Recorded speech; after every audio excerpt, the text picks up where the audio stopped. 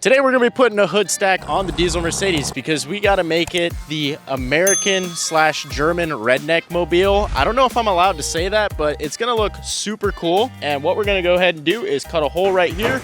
We are gonna have to do some fabrication, and it's gonna stick out and roll coal because I'll also delete and tune it. So that is the plan for this video. Let's get started. I'm gonna go ahead and look at what the exhaust setup is right now. It's just a straight pipe and it sounds pretty good. It's probably gonna sound better than the hood stack, but it's not as cool as a hood stack. So you can see the two tailpipes come out here. The previous owner told me no mufflers, no the EPA is definitely not watching this, and it rolls a little bit of coal right now, just the slightest bit. We'll show you.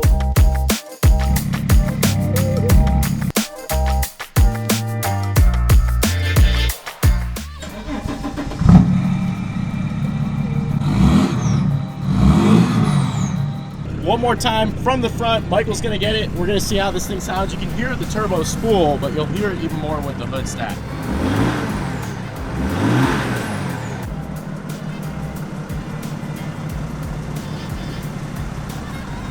You guys know me, I don't TIG weld, I only MIG weld. I have literally zero experience with it, so I'm trying out a few things. Yesterday, I made a whole bunch of practice passes with a different cup, and it was too hot, we weren't getting enough gas, but now we're using a gas cup right here with a different type of tungsten. It's smaller, and everything is completely different on this setup. I'll show you guys the welds from before versus now, and I'll do a couple of practice passes, but this is turning out a lot better. Let's go ahead and get our practice in because we're using stainless steel for this hood stack. All right, so let's give it another practice pass. And I dipped it immediately, Jesus Christ. And I had to make a whole bunch of investments for this project, so I bought a whole bottle of 100% argon because before I only had what you would use for MIG welding mild steel, which is like 75% argon, 25% CO2 or something like that. We're using the Yes Welder machine once again, like we used on the aluminum valve covers to do that job for the LS swap on my Corvette. And this time around, we're not using lift take. We have a foot pedal. So basically with this foot pedal, I ride it, I push down all the way, which is full amps. Then I come back up and basically that varies the ampage and make sure that I'm not too hot as I'm progressing because we are welding thin stainless steel. Let's start taking this thing apart because I have a newfound and false confidence that I can actually weld this thing. So let's go ahead and take all of this off.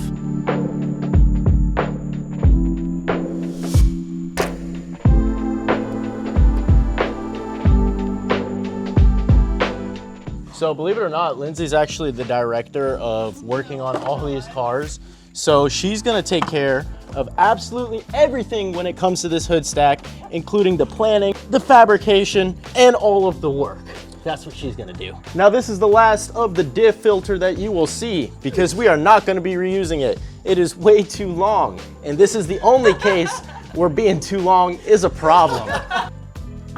See, it only will move if you say us. Take this shield out. I'm actually gonna be reusing this. I'm probably just gonna cut a hole the diameter of the pipe. So now that we have it off, we have the tiny turbo that is exposed. Really small cold side, bigger hot side it looks like. But this is the factory down pipe, or it's not factory because, well, there's no freaking cat or muffler on it. So we're gonna take this off, right? Probably gonna have to cut it somewhere here, and then we're gonna see what I have to weld. So this is kind of just like the rough draft, but the pipe will come up. Oh, everything is off, so you just want to give it a good, what the hell? There you go. There's the whole exhaust. It disconnected itself. Look at that, quick delete down pipe. Bro, I feel like that's not good. What do you mean that's not good? I already took the clamp off, so it is good. Oh, the clamp was off? Yeah, I took the clamp off. I didn't know that. I'm like that. I think we will be able to just pull it out, yeah. All right, ready? Is your pull-out game good, though? My pull-out game is the best. Either that or I'm infertile. This man's out here thinking he has the best pull-out game ever. Meanwhile, he's infertile. Ready? Yeah. 3, 2. Whoa, whoa, whoa! Don't mess my bumper up, man. What's wrong with you, man? Be real with yourself, gang. Right, be real with yourself, gang. We've got an O2 sensor to disconnect. I'll get that out real quick, and then I'll just remove the downpipe. I don't have a torque spit to remove this brace that goes across and holds the exhaust up. So once I get that tomorrow, I'll take care of that. All right, there goes the O2. So just gotta give it a turn or two.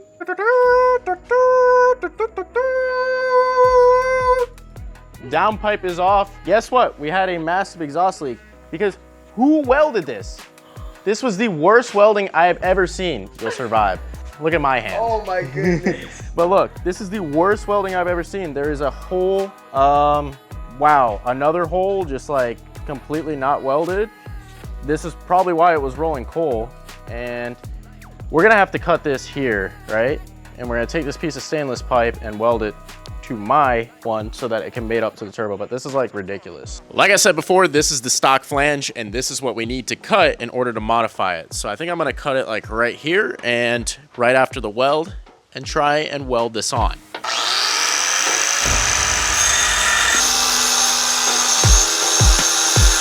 So now that I've got this as a baseline, obviously I didn't cut it very straight because the angle grinder wobbles when you put a little bit of pressure on it. So what I'm gonna go ahead and do is take a flap disc and just get it nice and level. So it's gonna be a pretty aggressive grit, 60, just shave it all down and get it ready for welding.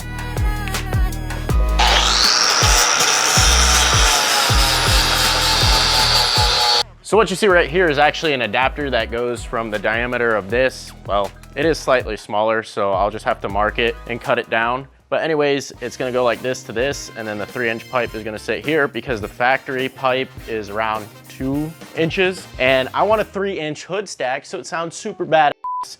So that's why we're gonna adapt it and make this work. So this has to be welded to that after I trim it up some. Let's make it happen. So you can kind of immediately tell how much cleaner that is on the edges. That is 100% good to go now, and we can start welding. So that's prepped.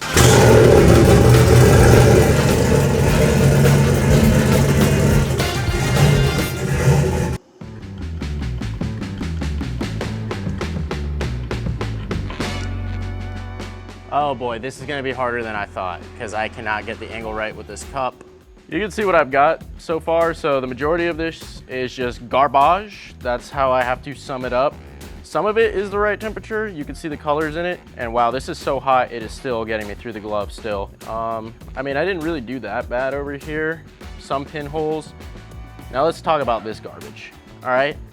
And you can see way too much heat on most of it. So I gotta sum it up like this. I majorly underestimated how much experience it takes to do something like this, straight off rip. Now, if you follow me, you'll know what just happened in the garage, which is actually insane. So I was just about getting ready to weld the main pipe, which curves up the 90-degree elbow, to this, because I finally somewhat got the settings down. And you can see it turned out pretty nice on that end of things. So I was getting ready to weld that pipe to this, you know, so we can run the 90 up. You guys want to know what happened? I turned on the welder, heard a pop, it tripped the breaker, and I guess like one of the resistors or the capacitors in here, I'm not sure, I'm not an electrician, went bad. So it sent all that voltage back up the line, it popped the breaker, and this thing exploded. Like, it went, and this is my only TIG welding machine. So now I'm and I don't have power here, and I can't continue my project, so this is a drag now for no reason at all.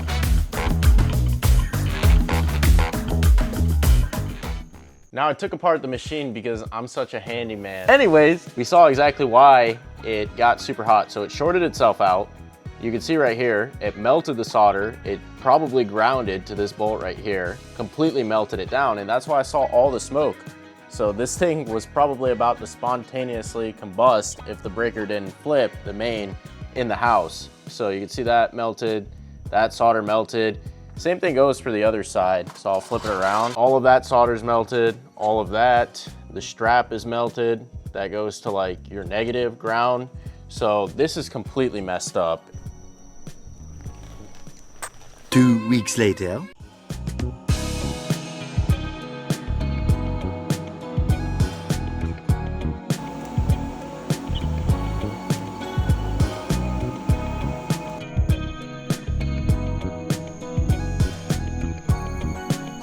Now the 3-inch pipe is completely joined to the reducer and the turbo flange. So what did that require? I had to go completely out of my empty pockets in order to buy a new welding machine. And now that we have it, it came after 4 days, there was a significant delay in this project, but I stayed resilient and we got this welded to this. And no, it's not perfect by any means, but it is a big learning process, and it was kind of difficult because this warped a good bit. The reducer did. It's a very thin stainless, and I guess I blasted it with too much heat when I initially welded the flange to the reducer. So that's why it warped like that, and then it made the job really, really difficult because there were uneven gaps all around. And by additional welding, I mean we need to put the nitrous oxide sensor bung right here and get that welded in. So let's start drilling.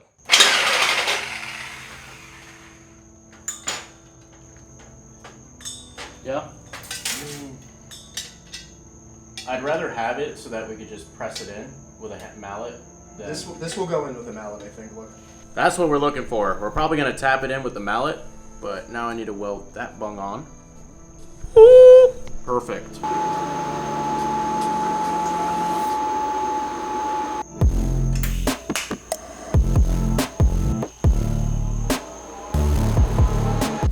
Literally trying to learn how I do this as I do it.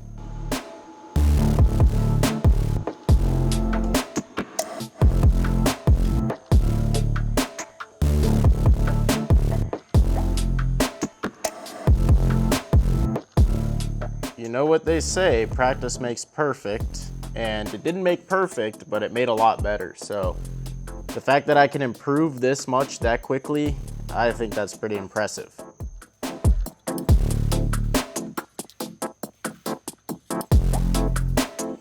On the home stretch now of finally being done. Now acquired the final part of the hood stack, and now I have the world's longest hood stack. Look at that.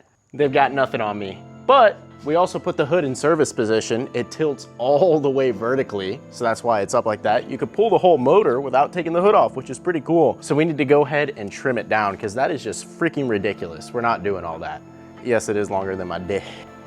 That is quite possibly the most ridiculous thing I have ever seen, but let's weld it.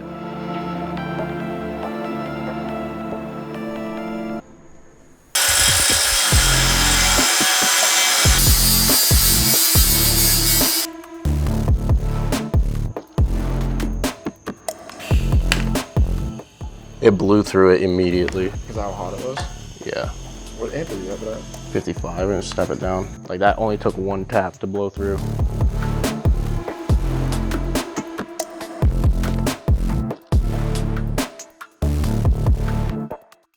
Yep, this is exactly the challenge I thought it was gonna be because it's very easy to blow through this even though I'm probably putting like 30 amps of heat into it.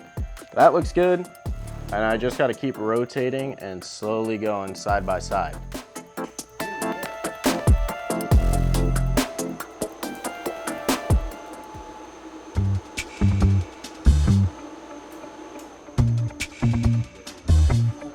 Well, since I'm your average Joe at welding, I messed up. But this is what I'm gonna do to fill in these gaps right here, and it's the only place where I blew through. Pretty much I'm gonna put the filler rod like this, and then I'm gonna walk it back and forth, kind of. It's kind of hard to do it in this position, and just slowly cover it all in. It's been working thus far.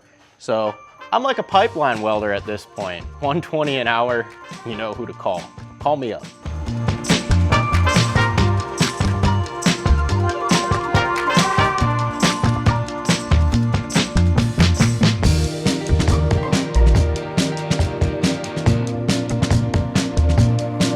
Just putting in this nitrous oxide sensor, that's what I think it is. It looks like an O2 sensor, and then we'll give it a start. My filter is a little bit too big on this side of things, the one I bought. So I probably just have to get like a reducer or something like that, or maybe a different size filter, copy this. This is why you need an aftermarket filter, so this thing is so freaking long. Bruh. Never mind, I think that actually ended up working. So there was a 3-inch reducer in there, that's all you need.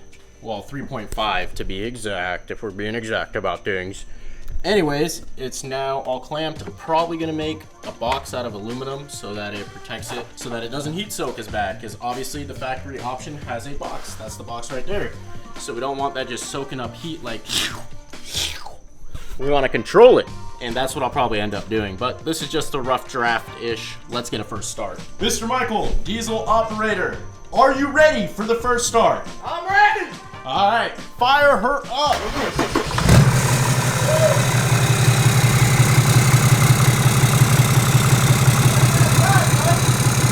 Hey, we don't wait for stuff to warm up around here. We're going straight to it.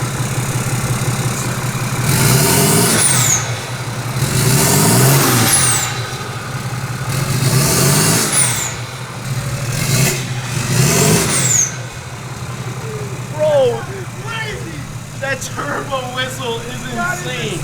Straight turbo whistle, dude. Nothing else. That's insane. So here's the next steps. We need to go ahead and drill a hole, and then I also need to find the backing plate. God knows what the hell I did with that all those days ago. And I also need to detach the exhaust from the crossmember support right below the transmission. So there's still a few things to do here, and the drilling is probably going to be the most time consuming because you don't want to mess that up. So we're going to see where the hood needs to be cut. We're putting a nice 3.5 inch hole by first taking back the felt, and we're gonna put some tape on the bottom side, see where it marks it, and then I'll drill a pilot hole up from the bottom. So hopefully it's not in a pain in the area, but we'll see right now. It's probably gonna be mad cringe seeing this, but we're kind of just guessing at this point. This is honestly just pure guesswork, so I don't really like doing this, but what are you gonna do? What they see on the back.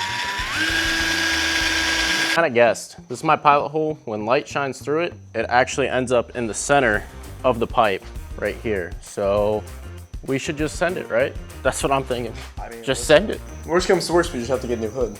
Yeah.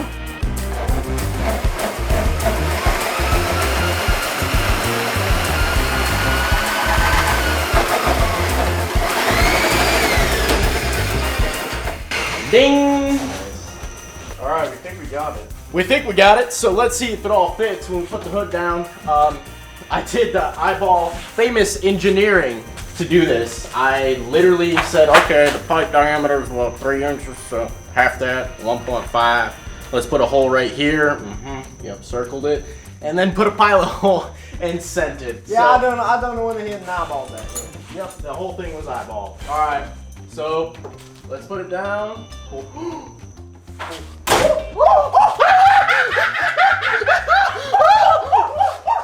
3 days later. Now I guess I really should share how I made this possible of punching a hole in the hood. So it's very simple. It's something called a hole saw. You can pick them up for what, 20 bucks at most. And what I did is I ordered one that was slightly bigger than the exhaust pipe. Exhaust pipe is 3 inches.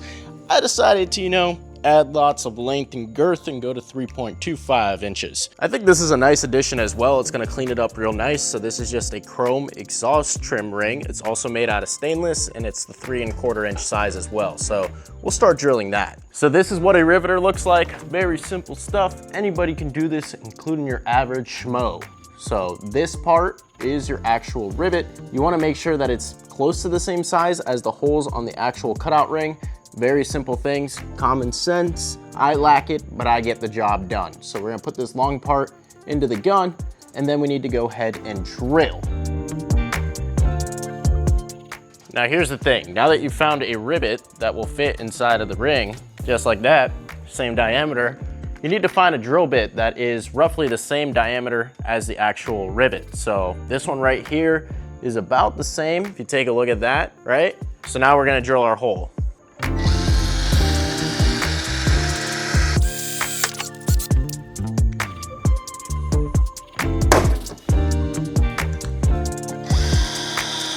No air compressor for now, that's okay.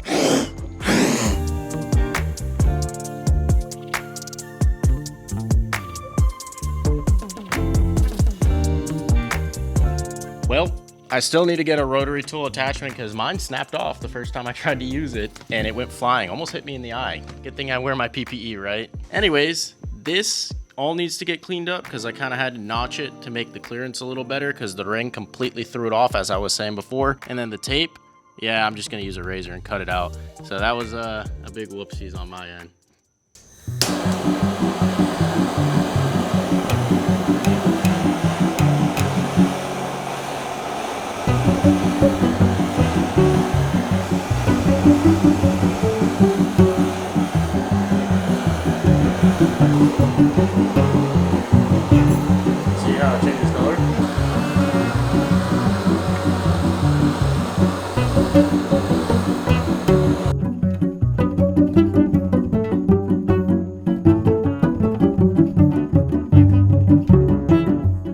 glad I didn't burn the whole car down, but it's probably not much hotter than actually running the car would be because your EGTs get up pretty high, especially when you're rolling coal like crazy with an unnecessary running rich tune. But this is pretty cool. I did get it to blue a good amount. Different metals will react even more, but stainless steel naturally turns brown whenever it sees a lot of heat. It won't turn purple, it won't see those temperatures, especially at the exhaust tip end, unless you're literally freaking about to blow this thing up, and that is not good. So you won't see those temperatures, but if you get it there with the torch, that's why it turns kind of purplish, bluish, and I really wish maybe next time I can learn how to do titanium, because titanium is not as strong as a metal when it comes to this, but it shows some really cool colors. Like it'll turn gold, deep blue, really purple when you heat it up.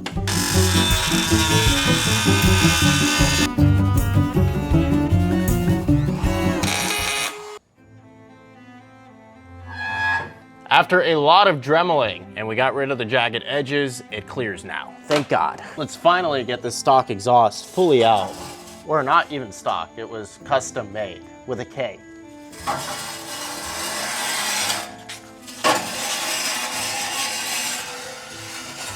I gotta say that the strangest thing to me, and I have no explanation for this because obviously this isn't stock, but why would you put dump pipes out of the back before the tips? Maybe to fool emissions? I have no clue, but that is kind of strange. Since I live in Florida, it's no secret that it rains every day, so that's exactly why I picked up a tractor flap. No, it won't clear the hood because I didn't make a cutout for it. That's entirely okay because I'm not gonna run it all the time, only when I really daily the car and it's not sitting inside.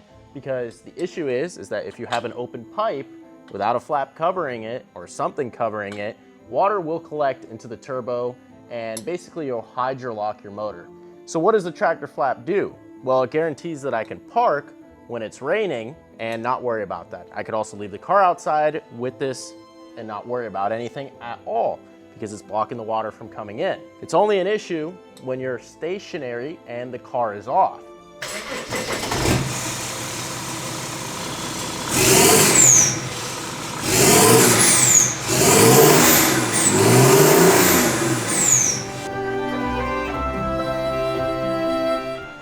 Several days later. Reason number one why I'm never getting 3-piece wheels again. These ones are leaking like a motherfucker, and they go down to 0 PSI within a day. So I don't want to reseal them. I'm probably just gonna sell them to somebody else who wants that headache. All right, let's see what this puppy sounds like under some load. This is the first test drive.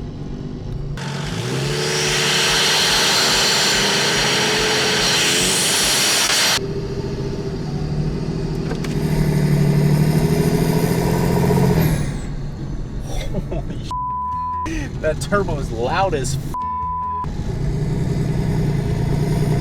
Should we give her the beans?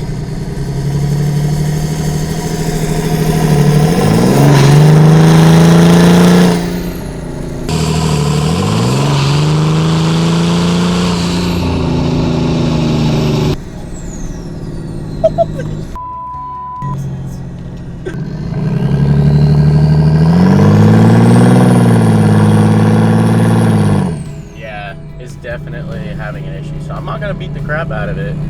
That's weird. It's really weird because I don't know, it's down on power and it's rolling coal like it shouldn't be. I can feel it.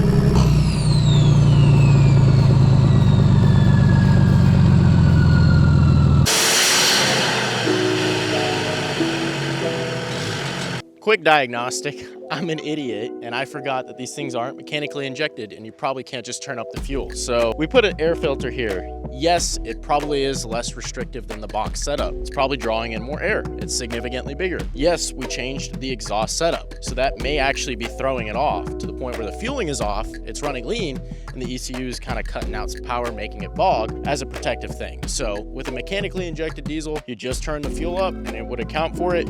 My guess is that we need a tune for this thing to run properly because it's cutting out bad. So I made my marking here. Hopefully we're going to bend down and we're making a custom airbox. You can see my mock-up right here.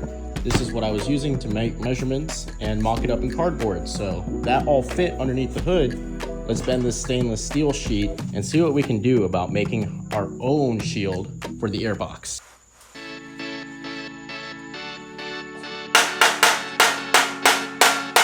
All right, this is why you always measure things 2 times, because we got too much here, so I'm probably just gonna take off about that much.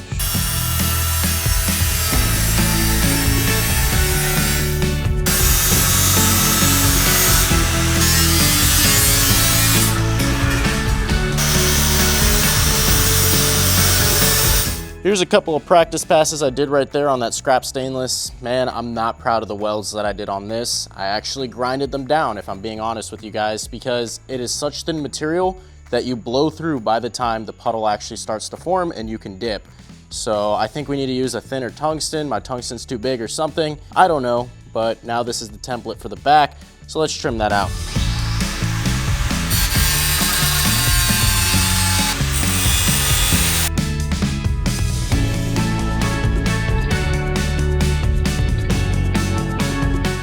And the fit up here is looking pretty good actually, so I'm gonna start tacking this.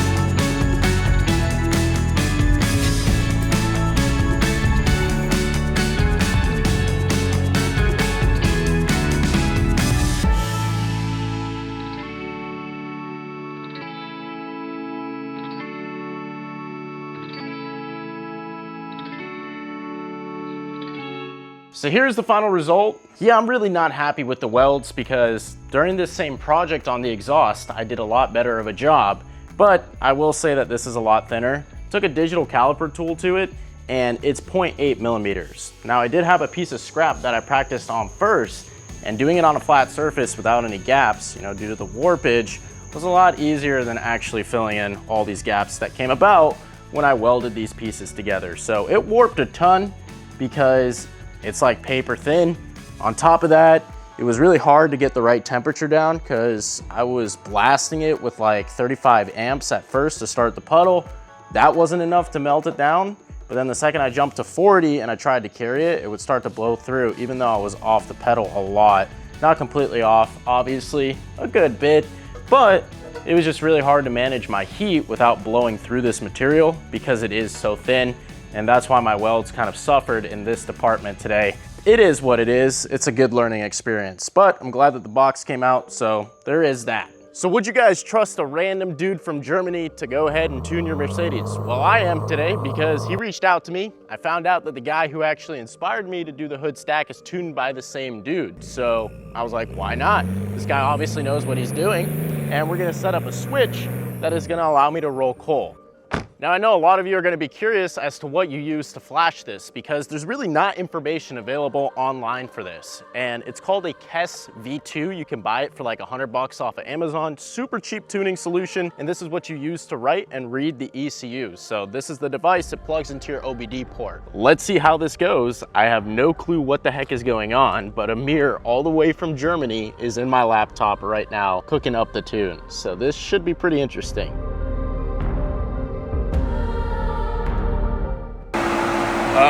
That fan is blowing like crazy trying to flash this tune. That's kind of sketchy. I wish I disconnected that so that I wouldn't drain the battery, but I've got it on a tender right now because that's what was recommended by the tuner so that our voltage doesn't drop too much and you break the ECU. What I'm doing right now is cutting the charge pipe temperature sensor, and what I'm gonna do with this is then modify it so that we can control when it rolls coal from the cabin. Pretty cool stuff. Get you a tuner that can do cool things like this. So that's what I'm doing right now. I'll wire it off of a switch and run it into the cabin so I can control that from in there. Let's do this.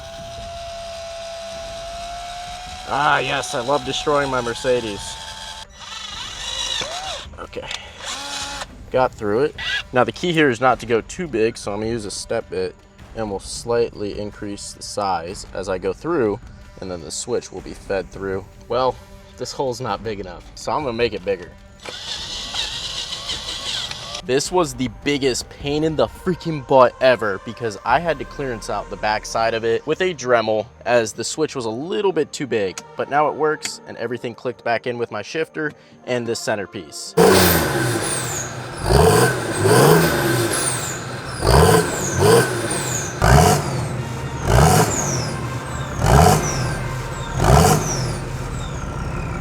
So I tested it out and it worked. Thank God my wiring isn't that bad. Anyways, we tapped into here.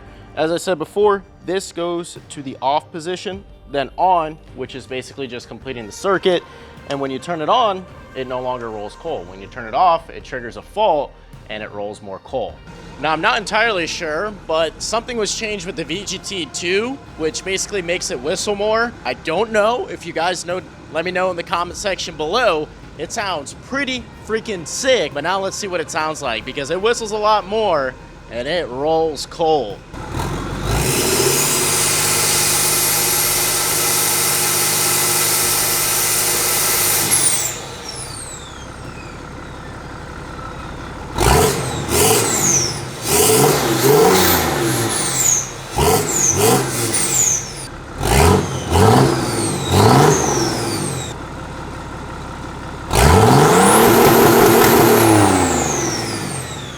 Now, I think we can potentially get this thing to shoot flames, which would be really cool, but he may need to turn it up and make it more aggressive based off that hard cut limiter, or maybe I have to sit on it for longer, because I sat on it for 2 seconds, I didn't get any flames. But on a random side note, how much weight do you guys think I lost on The Biggest Loser? Nah, I'm just kidding. How much weight did I cut by getting rid of this huge exhaust? I mean, you can see it right here. I'm gonna guess, and let me know your guess in the comment section right now, around 80 pounds, because this thing isn't light at all.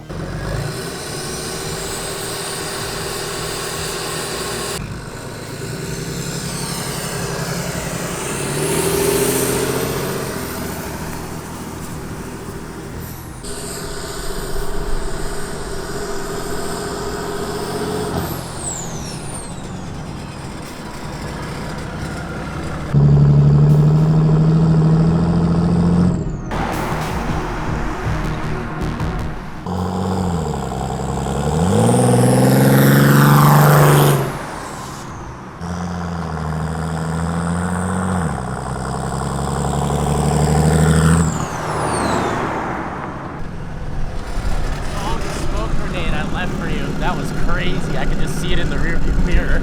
So 3 things. We're gonna take this car on a little reliability test because we're taking it to a car wash to see if the tractor flap is actually gonna go ahead and keep all the water out of the stack. It really should, because the car is going to be running anyways, but it's Halloween themed, so it gives me an excuse to go all the way out there. I also want to go ahead and use the IR gun and see what my intake is after we drive for 45 minutes, because a lot of people said the heat shielding wouldn't work. I think it will. I'm going to tell him to come over here specifically. No.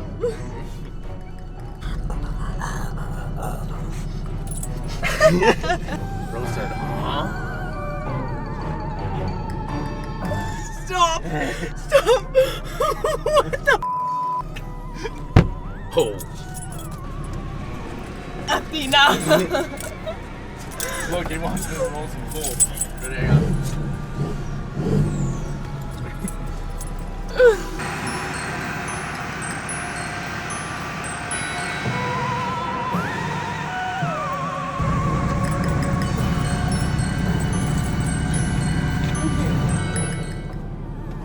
They're friendly, they just want to say hi.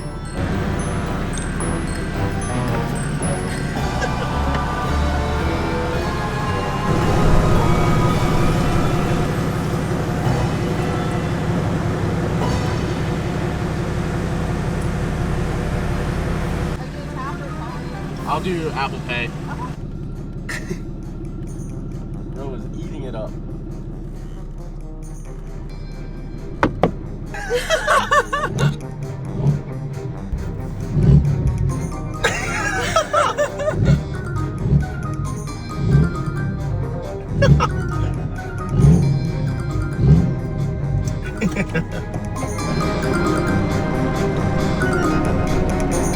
What the heck? Is that a person or like a thing?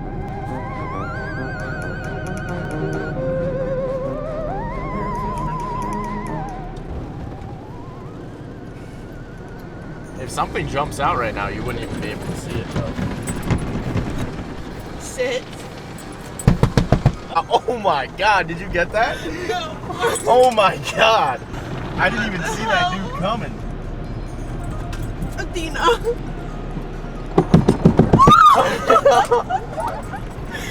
scared. You gonna pop out again?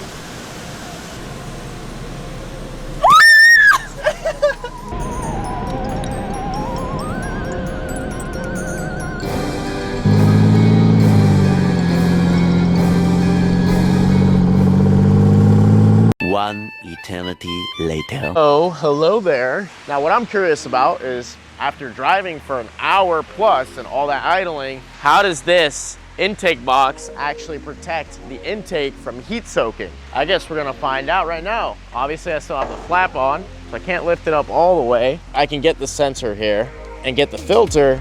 It's at 117. If I go to the exhaust, and this is further back, it's at 140. So you can see that my heat shielding is actually working, because 116 is an acceptable amount. Now obviously I'm going to the parts of the box and it's getting higher, but the filter itself is an acceptable amount after heat soaking a ton.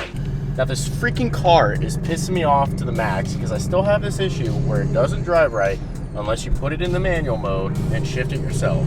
So look, that's how I have to drive it. Or else it bogs itself down to high hell and drives like.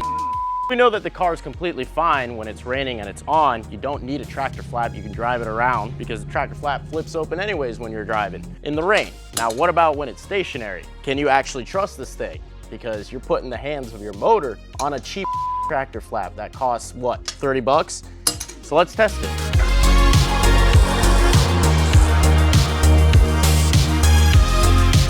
May as well detail it, because it's been raining every single day. And if you guys are curious what soap I'm using and why it's turning out pink, well, that's my soap, Zesty Wash. So if you want it, check it out. I'll link it down in the description, or at zestywash.com. It comes out like this, smells like strawberries, so. I'm not gonna lie, this stuff smells so good. Yeah, it does. I washed the car. Exactly.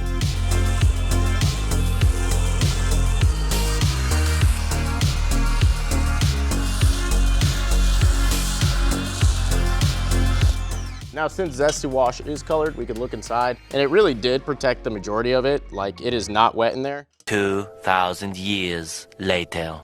Now, don't get me wrong, I beat the absolute out of cars, right? But I think I'm somewhat responsible, because at the same time that I beat them up, I also make sure that they're running right and we've taken precautions so that we're just not abusing them. I just took off the intake manifold. I meant to say the exhaust manifold, boy. And this is what it looks like. Not too bad to get off. It's only a pain because the turbo flange is very close. But now that this is off, I'm adding an EGT sensor, and I'm probably gonna put it right here where all of the runners can join, so we can see our exhaust gas temperatures and not melt down a piston.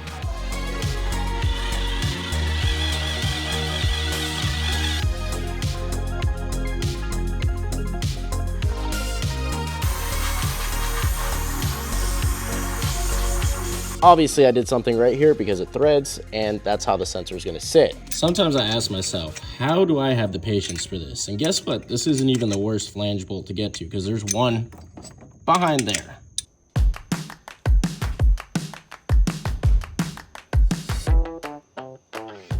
So while that sealing cures for 24 hours, I'm gonna go ahead and wire in the gauge. Now, hopefully this time when I key on the gauge and actually turn on the car, it'll read something other than 32 degrees and only staying at 32 degrees.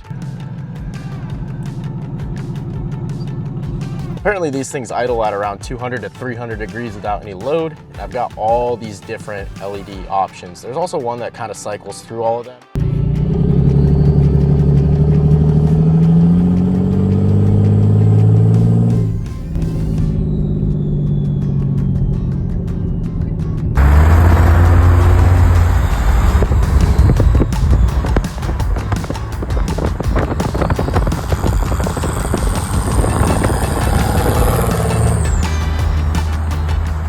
So it's Halloween, and what better way is there to celebrate than with this blow up guy right here and putting it on the stack. So I think we're gonna make that happen right now.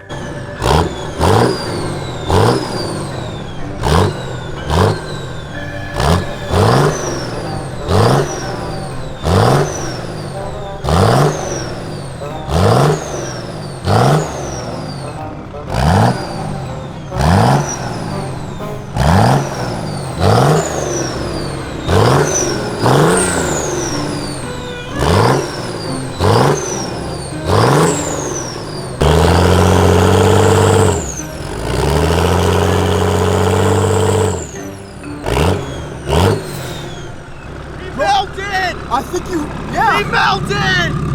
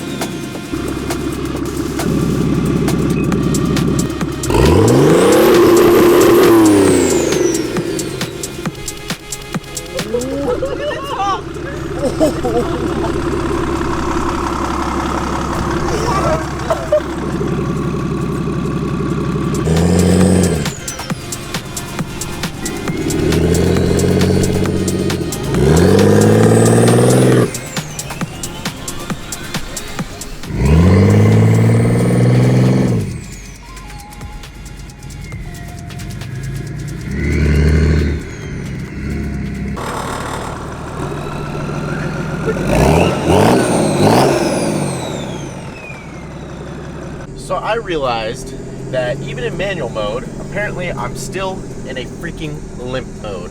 Really getting sick of this car, but we may have a solution for it, and you'll see that the boost only kicks in at 3,000 RPM. Otherwise, it bogs out like crazy. Now we're gonna hit 3K. See it up there. And then the boost hits. So it's in limp mode. I just removed the intake for the 10th millionth time, because apparently this is what's causing the limp mode. The fact that we just have this filter here with nothing before the MAF. This is my honest to God shot in the dark because we have no diagnostic codes. I hit up the guy who did the hood stack before me, Jaden, and he said, yeah, I had the same issue when I put an aftermarket filter on with the hood stack. So he said, I put some chicken wire over the MAF and that ended up fixing it, even though we have the same tuner as well who disabled the MAF in the tune. So I don't really get why the MAF reading would still interfere. But apparently, if you put something like a MAF straightener, that's what this is right here, it looks like cheap tin foil and maybe like a honeycomb type of style, something out of a beehive, and you put this in front of the MAF and then put the filter on top, it'll fix all your issues with the limp mode. Now trust me, before using JB Weld, which is incredibly ghetto, I would not recommend doing this. I decided to try and use a clamp, and the clamp didn't even work, so a couple dabs of JB Weld all over it should hold it, and if not, I'll try and make something else. I don't know, but it's got to cure for more than 12 hours, so we'll find out.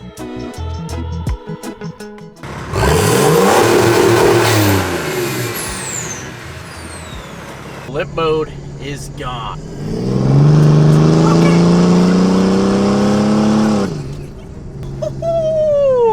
This baby's making boost. Woo! That was quick.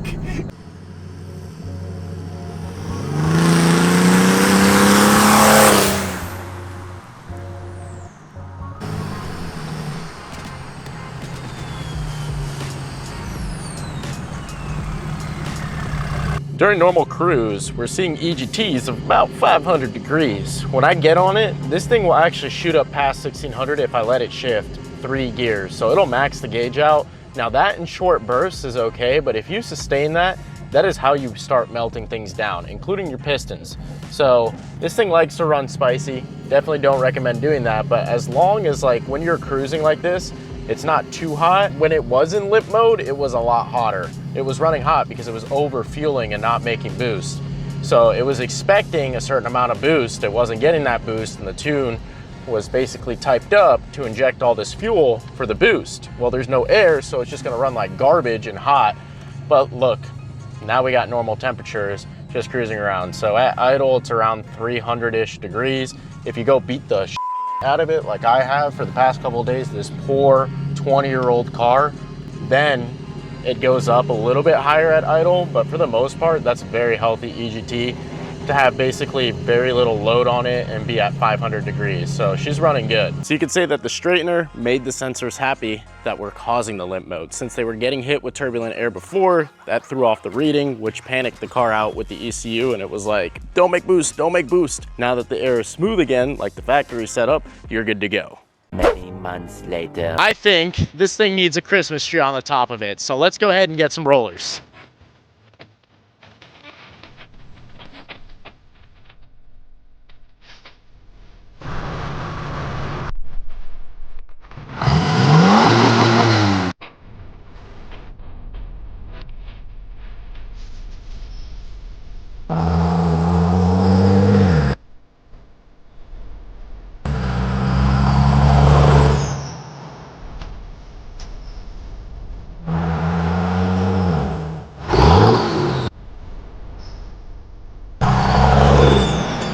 Now somehow, the tree didn't go flying off, although I floored it. And it was a nightmare to try and film those rollers in traffic. But all that matters is that it's here, so let's go get it set up right now.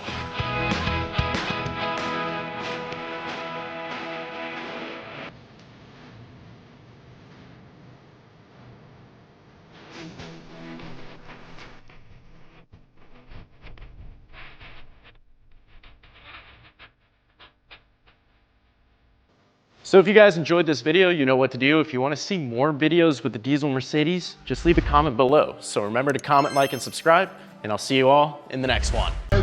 What's up, guys? This is Zesty Wash, and I'm going to show you what it does today.